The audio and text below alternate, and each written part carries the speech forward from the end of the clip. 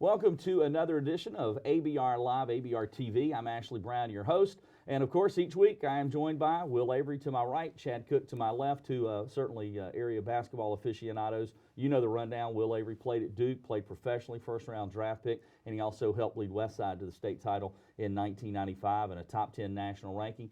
Chad Cook played here locally and also went on to play some college basketball at South Carolina State and Augusta State University. And Chad, of course, has helped spearhead this campaign of bringing you as much high school basketball and really middle school basketball and any prep sport out there, bringing the footage and bringing the info to you guys, which we're happy about and happy to be a part of. We have, it's a little different show now. We've done a bunch of preview shows for you guys. We let you know who Will and Chad thought were the best teams, best players, but now we get to actually see it. The games are underway, and there's some guys making you guys look very smart and some teams making you look very smart because we got some teams off to some very strong starts, Chad. Well, and also some players and teams that make me particularly look kind of stupid. But, you know, that goes with the territory. Oh, don't worry. I'm getting to that right, now. Right. Well, I think, you know, the teams that have really impressed early, and two of them are examples of, you know, making me look a little stupid. So Glen Hill starting off, I had him 8th in the top 10. Yeah. Will had him 4th. Lots of people call them the area's best team, and they showed why on Friday against Evans in the Thanksgiving Classic last week. They were, you know, they beat Evans by 30. Evans is a very, very respectable team, and so these guards that they have, very athletic. They get after it defensively and they attack the basket. What are your impressions of those guys, Will? Definitely a very scrappy bunch, athleticism all over the floor. They have Aubrey McCray, Naquan Turner, and Santos Nina that can really fill it up if need be. But the thing that Glen Hills wants to do is turn you over, get out, and use the athleticism to finish above the rim, get the crowd into it, and basically intimidate you. And they did a good job at it this past weekend against Evans. Like I told Chad off the air, it seems like every player on the team is 6'3" with long arms and can play defense. Right. That's intimidating, and boy, how much was that a sign that Glen Hills is really, really good, or is that a sign that maybe Evans is not quite as good as we thought they were, or certainly not ready maybe to take on a Glen Hills? Well, I didn't feel like they were 30 points better than Evans. I just thought, you know, with it being so early in the season, Evans wasn't prepared to face a bunch like that. Mm-hmm. And it was Glen Hills' first game. They were excited. They turned them over and got some easy baskets that picked up the tempo, and they really got it going. And they dug themselves a 17-6 hole at the first quarter, and it was just tough to come back from that for Evans. Will, I'll stay with you for a moment. Another team that I know you were impressed with in the Fall Classic, and boy, they just Fall Preview, and they continue to look good. Butler. Butler is phenomenal right now. I say they have the big three with Dante Coleman, Marquise Leverett, and the big guy Ronald on the inside. Mm-hmm. And if you compared it to what Boston has, I would say Leverett is Rondo. Yeah.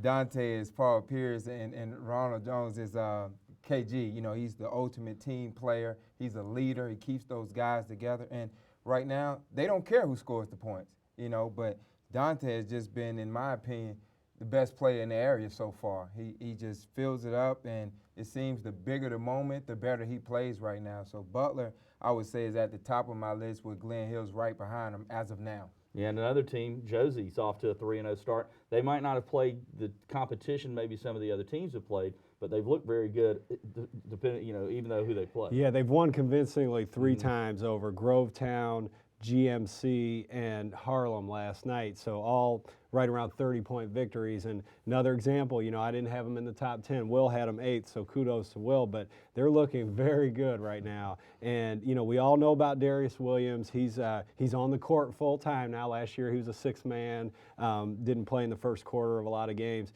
He's on the court. He's got the ball on his hand, which also is different. He played off the ball last year. Mm-hmm. And then they've got another guard, Michael Brown, who to me has come out of nowhere, and he scored, I believe, 50 points here in the first 3 games. He can really shoot it. He can get it going off the dribble. And then they literally have 2 or 3 other very good guards, as well as a freshman, DeMontrez Hall. They look very good. They're going to have 2 tough tests this weekend against Glen Hills and Laney. You know, when is that not a great game, Josie Laney? Yeah, we're going to get into that. It is a tough weekend coming up for Josie, and certainly some big tests for them. And then also, of course, Aquinas, the team that both of you guys knew was going to be very good. They didn't disappoint in their opener against Jenkins County. No, you know, what I love about Aquinas is, you know, for the stats from the first game. Of course, on Med Hill, got to say, you know, the best word for him is unstoppable right now. But, you know, he had 33 points, 14 rebounds. But his partner, Michael Scott, scores 9 points, 10 assists, 10 steals. And if they've got that kind of chemistry going where Michael is willing to be the facilitator and then he can score if needed. Yeah. But he's obviously getting the ball to the right spot. And then a guy who you've highlighted, Shalom Alvarez, scored 14 points, heard great things about the way he played on the inside.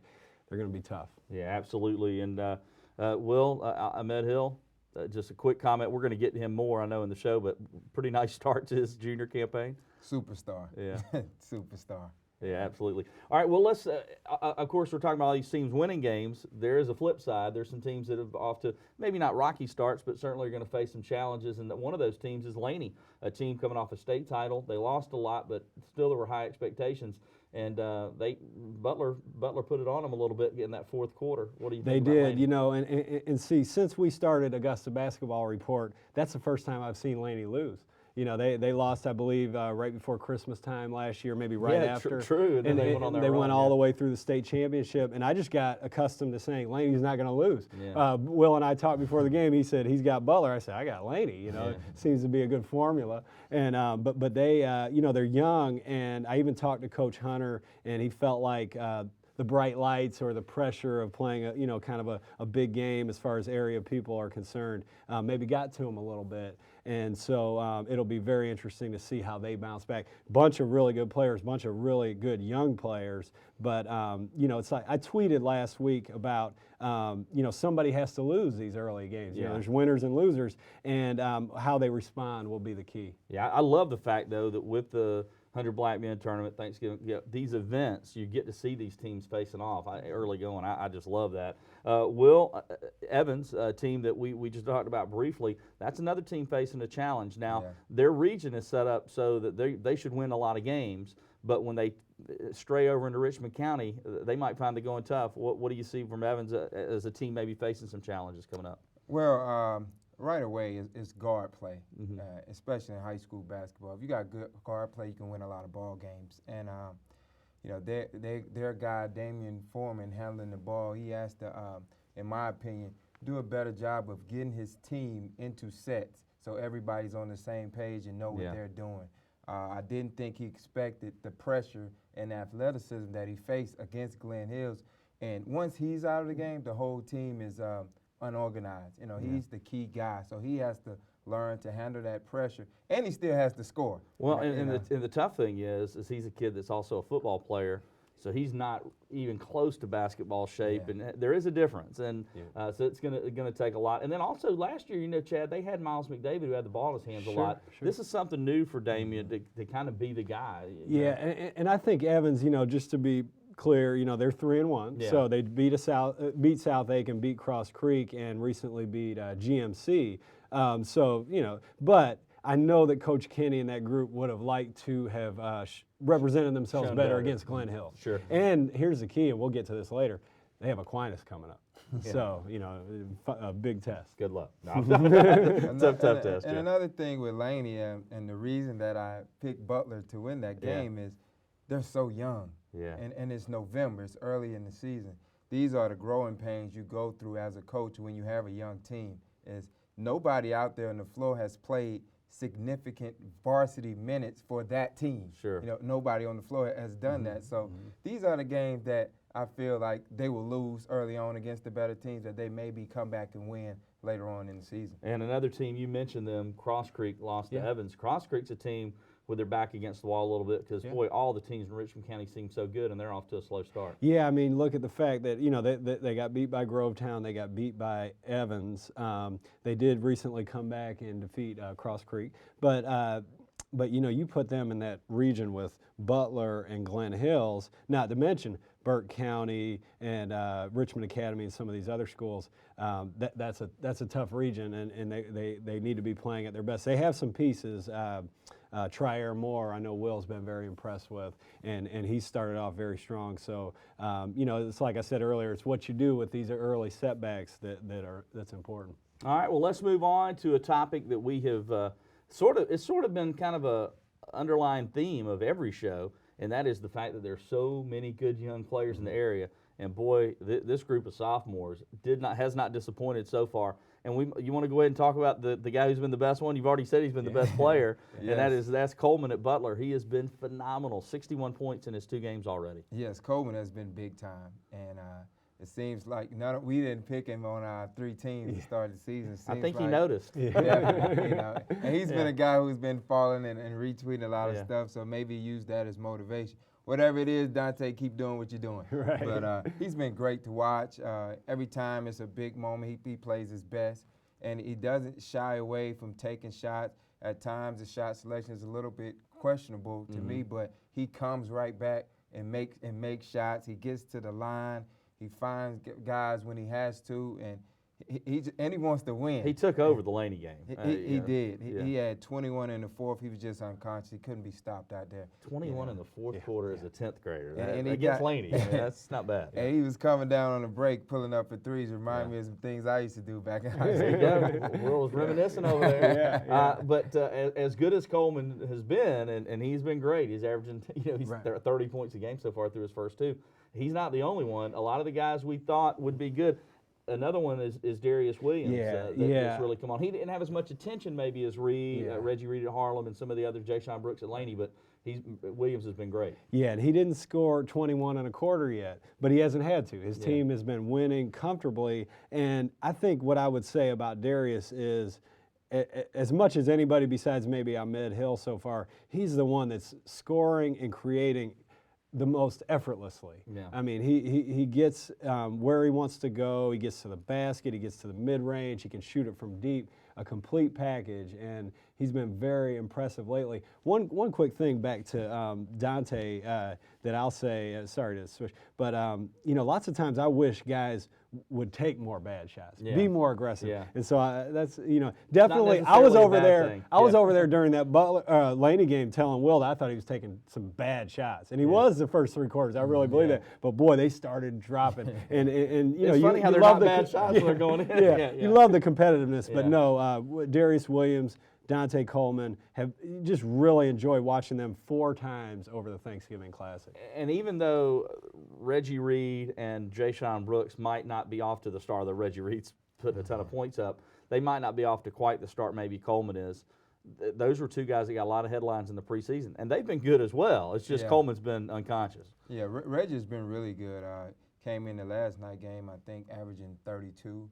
But, I mean, so he's not been bad. Just 32, no big. Yeah, exactly. And last night he ran into a very good backcourt that could send multiple guys at him. And he doesn't have the team that Josie has. Yeah. And he ran into a bit of a problem, but he'll be fine. How did the little matchup with he and Darius Williams? Because there's been a lot of talk about those 2. How did that go a little bit last night? It wasn't what I hoped to see. Yeah. But like Chad says, Darius doesn't have to do a lot, and the game got out of hand. So from Darius set for 2 quarters. Yeah. You know what I mean? So we didn't get that mark. He didn't really have to go at it.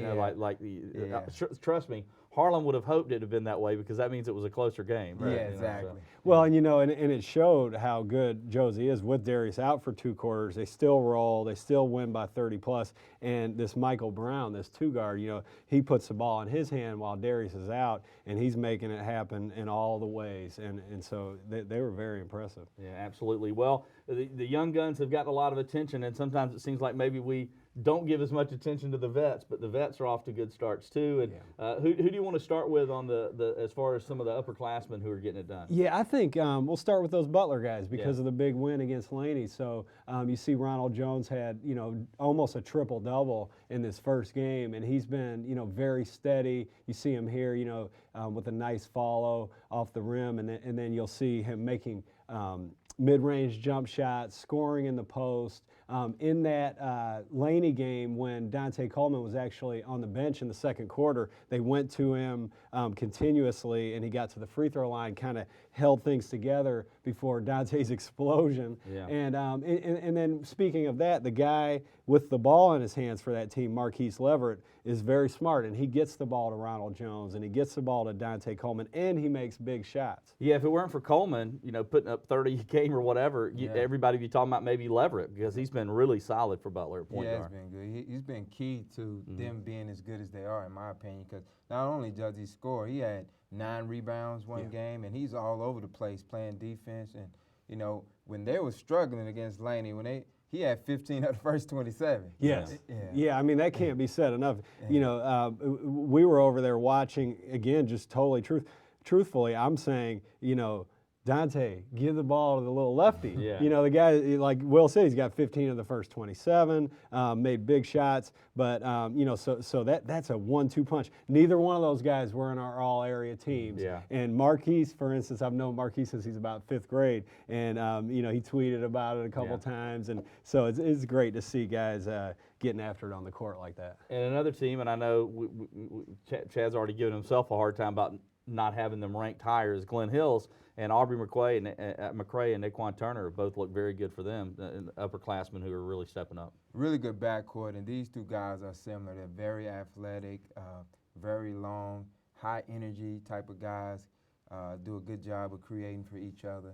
And they thrive on having the game played fast and turning you over and really making it an up and down game. And Aubrey has done a great job of being a creator. And he always could get to the basket, get in the lane. He has a great mid-range game, but he's been able to get in the lane and find guys like Turner. And they have another guy, Santos Nino, who knocks down shots as well. So he's been doing a good job of that. And I think that is the reason Glen Hills is so good, Aubrey's maturity of being a creator. Nina's another guy who's going to get better as the year progresses, because he's coming off the football field. He was the quarterback for Glen Hills this season in football. Good-looking athlete, no question about it. Of course, you can't talk about the upperclassmen without mentioning the top junior in the state, Ahmed Hill. Yeah. Oh, just 33 and 14, no big deal. He and Michael Scott, we've talked about it briefly, but go ahead. Yeah. Ahmed Hill just was sensational in that first game. Yeah, our ABR reporter who was on scene made the comment that he looks like he is purposefully trying to not make everything be about him. And that's hard to do when you score 33 and grab 14 rebounds. So, I mean, he's doing it all. You see him here scoring in every kind of way. And we've talked a lot about him with his size, his athleticism, his ability to shoot the ball. And now he's really the kind of guy that can get his own shot off the dribble at will. It's just, I can't wait to see a whole season of this guy. Yeah, absolutely. It has been sensational, and I know you're obviously high on him. UConn, Texas, Indiana, I mean, all these schools, they don't just give those away. Well, you got to be a pretty good player. Duke, and Duke, we're in now. Our Duke is in. Duke's in now. Oh, there you go. Duke off to a good Breaking start. news. What is that? Have they offered now, or are they just in the recruiting mix? Okay. We're in the recruiting mix. There you go. Will's got Duke involved there, but those are some of those proven vets. Well, and there's one more. I there. want to bring one more up because Will is such a big fan. He's tweeted a lot about the young man from South Aiken, Jordan Dingle. We've seen him 3 times, and he scored over 20 points every time. I think he's got 70 points in 3 games. And go ahead, Will. Sorry. This is. I love watching this guy play. The pace he plays at is just perfect for the point guard position. Always under control. He lets the game come to him, and he has a quiet 20 every night. I have to go back and Chad, how many did Dingle have? Because he plays the game, it looks like 10 or 12. He never forces anything, but at the same time, he knows when to assert himself, and he knows when he has a favorable matchup to take advantage of it, with his size or with his quickness. I think coaches need to get on this kid. He's in the class of 2014, and 2014, he's only going to get better. Well, real quick, as much as we talk about the Georgia teams, and it's warranted because there's so many good Georgia teams, how good is South Aiken? Well, yeah, South Aiken is very good. They got beat by Evans. They were up for most of that game. They beat Grovetown after being down late, and then they just beat Greenbrier. So, 3 games against the Columbia County schools, 2-1. We'll have to see as they go along. Much improved, I would say, for sure. Yeah, absolutely. And Jordan Dingle, someone to keep an eye on, another one of those upperclassmen. And I know what I was going to say earlier. We had him as a senior. Will and I thought he was a senior, and he tweeted us, "Hey, I'm actually a junior." Yeah. And Will, I remember he lit up when he saw that. He's like, "Wow, this kid really can play." And I love that. And I love that he tweeted. That means he's watching as well, Right, and right. keeping up with this. Yep. Before we go on, Yeah. the best kept secret though is Michael Brown. Nobody knew who Michael Brown was. Yeah. I mean, Well, he was on the bench last year. Yeah, I guess. I not getting guess, playing I time, guess, so. I guess, Yeah, yes. and of course he is at Josie and maybe giving them a 1-2 punch along with Darius Williams, Michael Brown. You know, and the scary thing is, I said this off the air. You know, Kyle Doyle should be on that team. I Right. mean, think about how good. I mean, Josie might be the team we talk about challenging Aquinas Right. if they've got Kyle Doyle. But you know, and I love Kyle to death. Kyle, by the way, has scored 27 and 22, and 17 and 22 in his first 2 games. So congratulations to him at Buford High School. But I told Will at the Classic after seeing that team, I said, you know what? Compared to last year's team, you take Darius, you put him on the court for 4 quarters, you put the ball in his hand, and you add this Michael Brown and some of these other pieces, this freshman they have, and Maybe the chemistry's better now. yeah, I think this team, it's much different, but I think it's every bit as good and has every bit the chance to be better than even last year. You see that a lot of times with good teams that have great players. A good example, I go way back. I mean, Dominique Wilkins at Georgia, he leaves and they go to the Final Four without him the next year. I mean, that happens a lot in sports. They're the most unselfish team I've seen so far. They really pass the ball really well. All right, there you go. Now let's shift gears a little bit. Talk about your team, Yeah, Chad, yeah. the Greater Augusta Independent School squad that Chad, of course, heads up, and they've got a great team. But also, it's been an interesting start to the year. Some interesting challenges. For you Yeah, guys. you know, I try not to make the whole show about this team because I know what people would say if I did. Yeah. But I just really think this is worth sharing. You see our site, the AugustaBasketball.com site, and we have a full story about the first weekend. We went to South Georgia, Ludowici, Georgia, and played 3 games in the span of 24 hours. And they were all against these prep school teams. You see one here, the Rock, and they're out of Florida. And so they've got a 7-footer that just committed to the University of Kansas. And then the funny thing is they made 11 threes. You know, this kid that's going to Kansas had 11 points. Here he is here about to finish. He had 11 points, and he was like the 4th leading scorer. You know, so that's the kind of thing I told Will. I said, I didn't play in the ACC, so I've never seen that many 7-footers in my life. You know, there's 1 or 2 on every team and a few 6'9s and some 6'10s.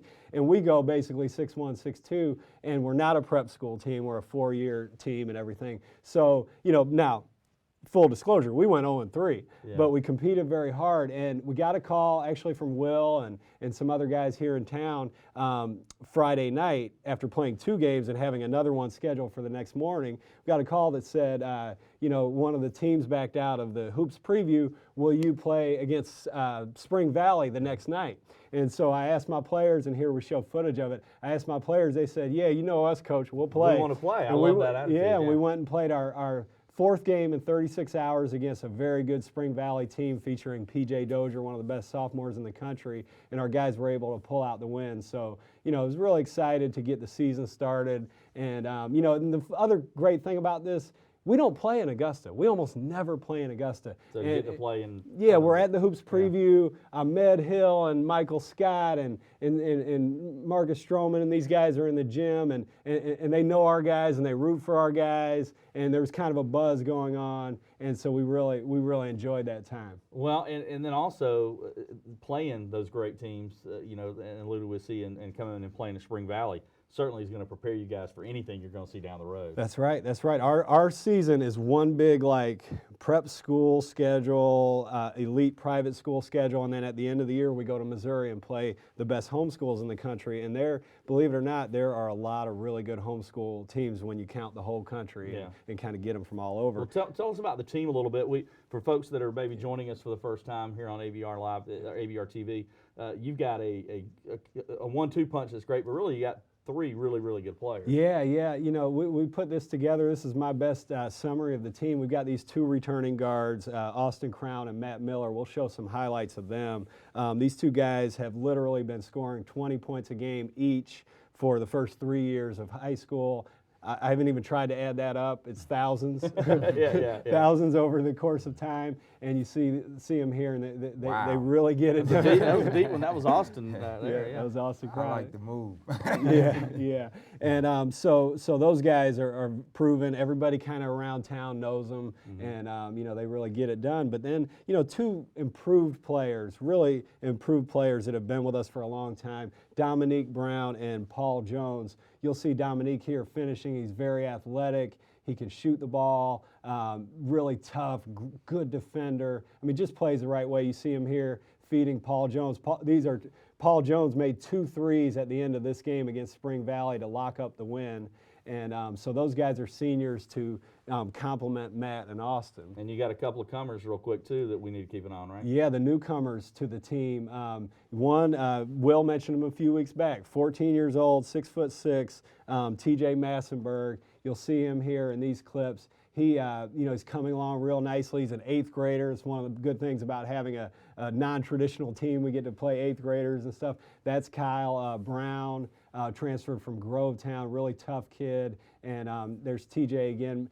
Believe it or not, the kid's like almost a pure shooter from the mid-range. I mean, he could really knock down. 6'6", 14-year-old? The future. The future. Yeah, well, that's something to keep an eye on. All right, well, there you go. Well, and then that's Malik Welch, and he's a newcomer as well, young kid. You see TJ here with the big dunk. So that's GAIS. There you go. There you go. All right. Well, we've got something huge coming up. Basketball this weekend. I know you guys are excited. We've got some great games Friday and Saturday, and you guys will see the schedule here in a moment. But man, some phenomenal games, some phenomenal matchups this weekend, and every Friday and every Saturday there are going to be good matchups. There's so many good teams in the area. Yeah, and we're going to be there. That's one thing, And in the first matchup, Will and I had to decide what to go with first, and we want to dive deep into this Aquinas at Evans matchup Friday night. And I'll take the first thing. Contain Ahmed. Keys to the game, and we said contain Ahmed Hill, and then we both laughed. Because who's gonna do that? Go figure, But I think this play sums it up for me. He can get to the spot he wants, and then he can convert from that spot. He doesn't have to get all the way to the rim. He doesn't have to be wide open on a catch and shoot. He can get to exactly the spot he wants, and then really can't be contested. I mean, that was defended well, but he's just the athlete that's going to beat you on some occasions. That's usual occasions. And that's all one-on-one. Yeah. And you take a guy like Michael Scott, creating now, and good luck. But Evans has a lot of good athletic guards, and we'll see if they can do the job. Yeah. All right. Well, what is the key for Evans, Will? Well, I think you got to throw a lot of guys at Ahmed. Yeah, quite naturally, one guy's not going to do it. Throw a lot of guys at him, and I think Evans really has to maybe push the tempo because they're so deep. Yeah. Aquinas, I know they was waiting on a lot of guys to come back from football season, so that tells me right there that rotation's not going more than 6 or 7 players. So they really want to make this an up-tempo style game and really get after it. And with such good guards, is it a game maybe Jacob Buchanan could kind of steal some Yeah, thunder? we kind of have him as our, we see Damian Foreman here, and we said Evans has good guard play. You got Patrick Lawrence here with the pull-up. He's come on a little bit as of late. But back to Jacob Buchanan, and Will called that out before the show. He's the kind of guy that plays with so much energy. So you've got this Alvarez at Aquinas, a sophomore. Will he be able to keep that energy up and keep Jacob off the boards, keep him from shooting those little mid-range shots that he likes? So, maybe that. And then the other X factor we had was Michael Scott, because he can just, so quick. Yeah, he can give you 25 or 30 on the right night. He doesn't have to, but he can. All right, and then let's go to do you have a comment on that one? Yeah, just like Chad said earlier, Ahmed, you can almost pencil Ahmed in for 2025. Yeah. And if you let Michael Scott get going and start creating like Alvarez had 14 last game, that can hurt you. Yeah. So it's almost like maybe Ahmed's going to get his. Don't let the other guys hurt you. Yeah. And the thing about Michael Scott, his AAU coach, Mike Stokes, always says, meat, that's what we call him. Meat is deadly in high school ball because the size isn't as much of a factor as it is in the summer. And he, pound for pound is just like, like Mike always says, you give him 6'4" He's the one getting all the offers. Yeah, no exactly. doubt about it. Well, let's go to the next big matchup here briefly on Josie Glen Hills, and it's the start of a tough couple of nights for Josie, but it's also the first big test for them. Yeah, I think the great key matchup here to watch is two great perimeter groups. Darius Williams, Michael Brown, Charlie Green, Danny Demmons on Josie's side. And the way they get it done is a little bit different from Glen Hills. They can shoot from deep, they can score, they can create, high energy. Will mentioned their unselfish play earlier. So that's the way they get it done. But Glen Hills, on the other hand, great guard play, and they're more attacking the rim. So the slashers from Glen Hills against maybe the shooters from Josie? That's what it is. And one thing about Josie is they've been real patient, and they spread you out. If they can be patient and kind of take away, use Glen Hills' aggressiveness against them, they're going to get easy shots. Because Glen Hills, they gamble a lot because they're long and athletic, and they usually deflect a lot of balls. But if Josie can spread them out and be patient, they may get what they want. All right, that's a good matchup, a couple of good matchups one for thing, Friday night. Sorry to interrupt, but one thing I tweeted about during that Thanksgiving Classic is somebody, I can't remember which team, but they tried to pressure Josie in the backcourt, and Darius, it was almost like, oh, thank you. And so, he just goes right past the guy and gets to the rim. And that's what we saw Glen Hills be so effective at against Evans. So if they get out, Will mentioned how they spread you out. If they get out in the full court press, I'm interested in seeing, which way that goes. And even if Josie gets by Glen Hills, they got to come back the next night with a lot of emotion because it's always a big game, Josie Laney, for Saturday. Yeah, and one of the things we're looking forward to so much is, okay, how is Laney going to respond to the Butler game? First loss in literally, I saw Coach Hunter and I said, Coach, it happens to all of us. We all eventually lose. I know you haven't lost in a long time, and he kind of joked and gave me the date when it was, and it was a long time ago. But anyway, I think, it's always emotional with those two. And I know, just from being in the summer, refereeing some games, being around some games, and guys like Darius Williams, they don't like Laney. This is old-fashioned. This isn't like NBA, we all go to dinner stuff.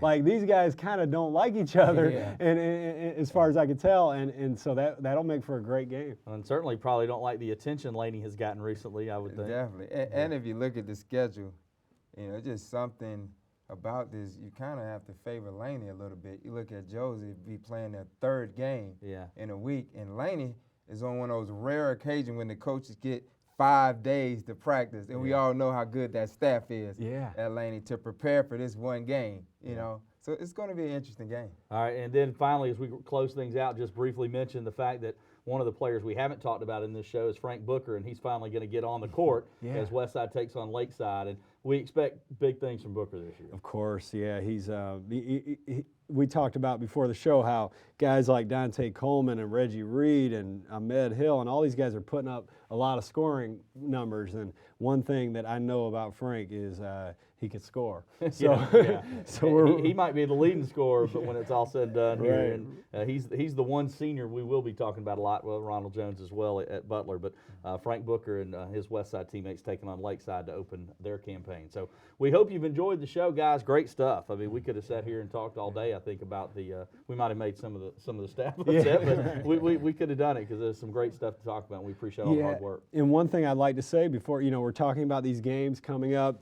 We've reviewed the games that have happened. A couple things. One is it seems like we've been either personally or through people that kind of shoot the video for us and we watch it from remotely. It seems like we've been at every game this year, and I don't think that's going to change. And so all these games that we're previewing, we're working on getting out there, and we've got. We're going to scroll through AugustaBasketball.com.